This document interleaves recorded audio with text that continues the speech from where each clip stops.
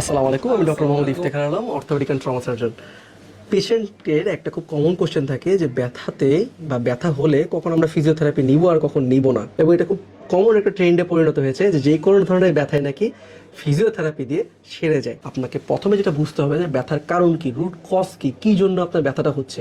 এই কারণটা যদি আপনি বের করতে পারেন, দেন আপনি ট্রিটমেন্টে আগাতে পারবেন। এরপরে সেকেন্ড যেটা, ডায়াগনোসিস করে কনফার্ম হওয়া যে ব্যথাটা কী জন্য হচ্ছে, প্যাটার্নটা কী, রোগটা কী, এবং এই রোগ অনুযায়ী পেশেন্টকে অবশ্যই মেডিকেশন নিতে হবে, সাথে ফিজিওথেরাপি আপনি দিতে পারেন।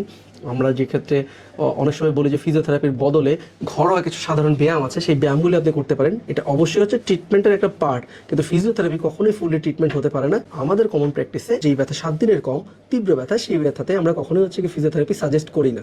যখন ব্যথাটা কমে আসে এবং লং টাইম ব্যথা এবং হচ্ছে দীর্ঘমেয়াদী ব্যথা, সেই ক্ষেত্রে ফিজিওথেরাপি খুব ভালো কাজ করে, যদি প্রপার ওয়েতে প্রপারলি ফিজিওথেরাপি দেওয়া যায়।